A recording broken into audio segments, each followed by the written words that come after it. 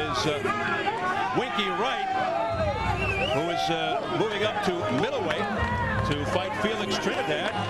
You know, there are two ways to look at Lacy. Yes, he has sledgehammer punching power, a solid chin, good heart, bright, good-looking kid, former U.S. Olympian, now a world champ, seemingly on the cusp of stardom. However, his detractors would say, all right, he beat Sid Vanderpool and Omar Shika, but he shouldn't have had that much trouble. It seems no matter what, he just can't shake the critics. That said, even if he annihilates Williams, seemingly a safe opponent, the questions won't go away. Al, he needs a statement victory versus a high-quality guy like Joe Calzaghe, a fight which I've learned could happen in December in Wales. I think he wants that, but you know what, in the meantime, I think Jeff Lacy, from a mental standpoint, is pretty impervious to that criticism, and in fact has used it as something that will fuel him to get better. So I think his mind's in the right place, and so it makes some of that a little mute. Confidence certainly not an issue. Al also calling out the great middleweight champion Bernard Hopkins. Realistic possibility not in the foreseeable future. And of course, for Hopkins, the clock is ticking. Let's check the numbers now as we go to the tail of the tape. The champion Lacy, a year younger than Williams. Biggest disparity in height. Williams is 3.5 inches taller than Lacy, but only a slight edge in reach for the challenger. At yesterday's weigh-in, you can see they were both just under the limit. Tonight's weights, both checking in at 176. That's the light heavyweight division. And we'll check out the key unified rules for this world title fight. No standing 8 count, no 3 knockdown rule. A fighter cannot be saved by the bell in any round. If an accidental headbutt occurs before the end of the 4th round, the fight's ruled a no decision. If it happens after the end of round 4, they go to the scorecards. So here at the Mandalay Bay, Las Vegas, Nevada, we are getting ready for our first fight, Jeff Lacy versus Ruben Williams for the IBF Super Middleweight crown. Let's get the formal introductions from our ring announcer, Jimmy Lennon Jr. Ladies and gentlemen, a very good evening to you, and we welcome you to the beautiful Mandalay Bay Resort and Casino here in Las Vegas, Nevada, as we have a big night of action in store for you, and it's all brought to you by Top Rank Incorporated in association with the Mandalay Bay, eBay Sports, and Showtime. Well, fans, at this time we present the first of our world title attractions, brought to you courtesy of Gary Shaw Productions and sanctioned by the IBF President Marion Muhammad, Supervisor Lou Pryluker. This is along with the Nevada State Athletic Commission. The chairman is Skip Avencino. Introducing to you our 3 judges scoring this bout from ringside. From Las Vegas, Nevada, Robert Hoyle. From Minneapolis, Minnesota, Denny Nelson. And also from Las Vegas, we have Glenn Trowbridge, our 3rd man to the ring, the referee in charge of this bout, working in this his 22nd world title bout, Tony Weeks. All right, fans, here we go. 12 rounds of boxing for the IBF Super Middleweight Championship of the World. Introducing to you first the challenger on my left, fighting out of the blue corner, entering the ring wearing white trunks with gold trim and fighting out of Detroit, Michigan. He weighed in at already 167 pounds. His record stands at 26 wins, 1 defeat, with 15 wins coming by way of knockout. Here is the IBF number 15 ranked super middleweight contender. Please welcome the challenger, known as Mr. Hollywood, introducing Ruben Williams.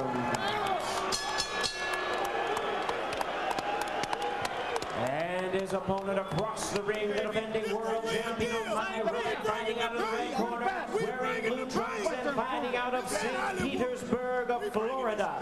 He weighed in the same as his opponent, 167 pounds. He is undefeated with a record of 18 wins, no losses, 1 no decision with 14 wins, coming by way of knockout. Tonight, ladies and gentlemen, he is making the 2nd defense of his title. Please welcome the IBF Super Middleweight Champion of the World, introducing the undefeated Jeff Lacy.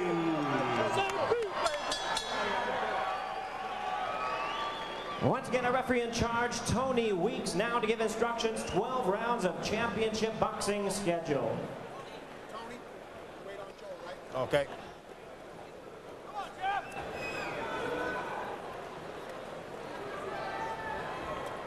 Good job.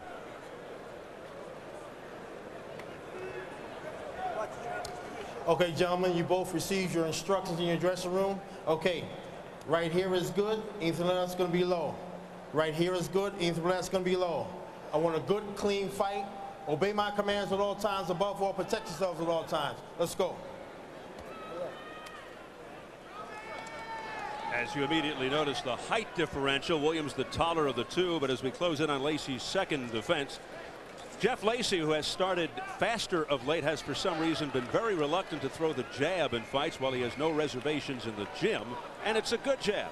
No questioning his powerful right hook, which is where Ruben Williams comes in. How long can he keep Lacy on the outside with his jab? And how will Williams respond if Lacy really connects with one of his bombs? So here we go. Jeff Lacy in the blue trunks and Ruben Williams in the white with gold. Williams, a boxer puncher, relies heavily on a power jab. New trainer Chuck McGregor, who recently took over for Emmanuel Stewart, says they've dramatically improved Williams' power in the right hand with balance and footwork. And they feel Lacy will be looking for Williams' overhand right the first 7 rounds should it go that long. But he won't be throwing it. He says the key will be his jab. This the talk of Ruben Williams. These first rounds are very important for Ruben Williams, obviously. He needs to do 2 things. He needs to, as you pointed out, use the jab to control this fight. But I firmly believe he needs to land something in the first couple of rounds that will get Jeff Lacy's respect. Now we wonder if Williams is quick enough to avoid Lacy's power to get out of the way of those punches. Will he telegraph, and will he pay if he misses? Now this is a big ring in this at the Mandalay Bay, and let's point out right off the bat, very good work with the jab by Williams. I mean, he's landing, not everything's landing, but they're good solid jabs. Oh my, wow. But now Lacy goes to work, and the crowd senses Jeff Lacy's power. Body shots by Lacy.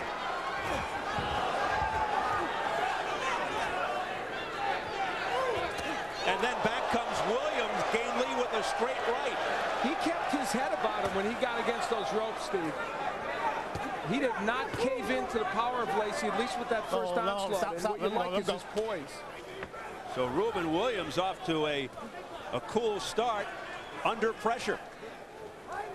We approach a minute remaining in the opening round, scheduled for 12. Hands free, hands free, hands free. Tony Weeks with the instructions, the third man. He worked the Lacy Omar Shika fight back in December. Here's that jab again. Again, it's not a probing jab by Williams. It's got some sting to it. And it's keeping him at bay, Al. And the other key is you see him doubling up with that jab. If you throw a double jab, it's going to be very tough for a puncher to get on the inside against him. That, of course, is where Williams doesn't want to be on those ropes. Hands free, hands free, hands free. And a beautiful countering left hook to the jaw by Lacy.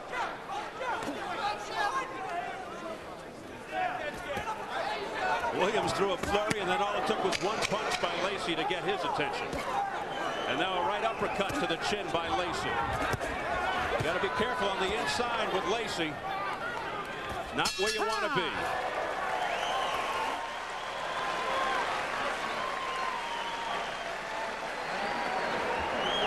Good first round. Take a deep breath. Good first round. Okay, good first round. Don't slug with him. Okay. Boxing more. Okay. Deep breaths. Jeff Lacy was able to get on the inside against Ruben Williams at this point. It was the right hand that drove him back against the ropes, and yet another. And yet during this whole flurry, you see Williams keeping his eye on Lacy and countering pretty well, and that would lead us to later on in the round. That right hand, not a monstrous right hand, but certainly enough to keep Lacy off him.